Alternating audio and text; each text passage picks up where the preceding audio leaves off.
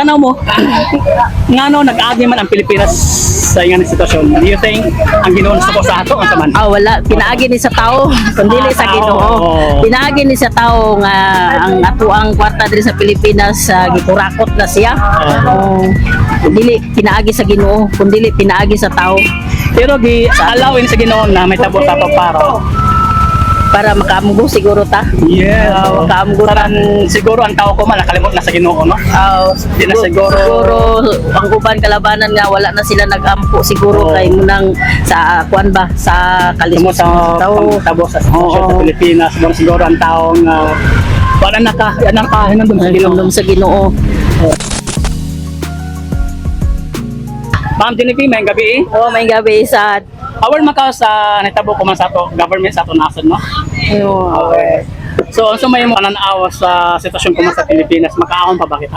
Di data makaon ko tungod sa ato ang government sa ato ang pamunuang kuan sa ato ang pamunuan sa ato ang ganing gobyerno kay tungod nga inani nga mahal na ang atong palitunon o gilabi na kita nakapaeskwela sa atong mga anak marag sa atong pagkaon marag makuan na ta marag matigaduhan na ta tungod sa mga bugas nga kuan mahal na siya o sa pagpaeskwela nato sa atong mga anak lisod na kayo tungod sa bugas nga mahal na kay palitunon. Makaahon pa ba ang Pilipinas? Marag dili na siguro makakuan tungod sa dala sa tuang gobyerno. Pero yung pagkampo na dapat ka makarecover.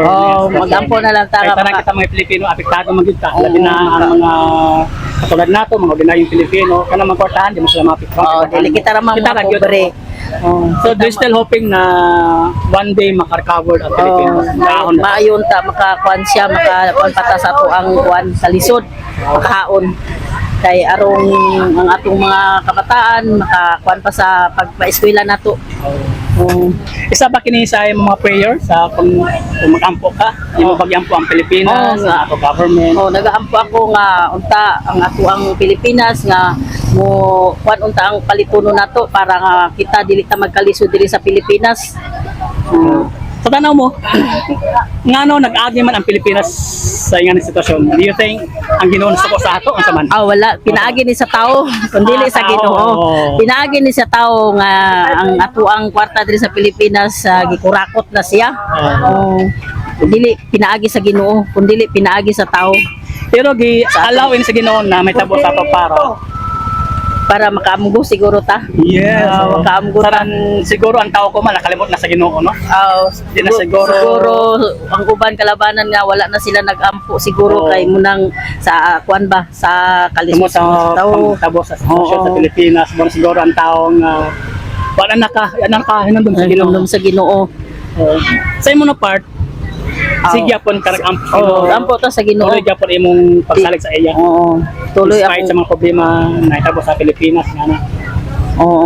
Nagatuan ako gaampo ako perminti nga kaning ang ato ang Pilipinas nga moaswag ang ato ang kuan ato ang palitunon karon kay tungod nga marag kalisod naman ang mga tao.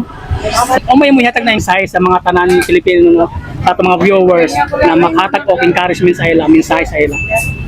Na ang ako lang ika-istorya sa ato ang mga Pilipino nga kita mo-support kita sa ato ang Pilipino para nga kita maka-encover ta sa ato ang pagpanginabuhi diri sa Pilipinas.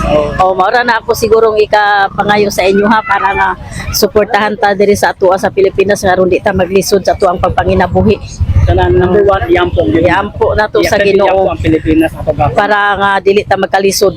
Landagan ang ato mga opisyalis na handle sa ilang pagpanginabuhi. Salamat Ma'am Jennifer. Napay mo idugan? Wala na kana lang siguro. Ma'am Jennifer, salamat kayo sa iyong pag-share sa iyong opinion. Salamat ma'am. Sige, salamat. Hi again, me Michael Dollar. Welcome back to my channel. God is good all the time. Maraming salamat once again, Michael Dollar. God bless you all. Tanda po natin lahat na mahal tayo ng Panginoong Isa.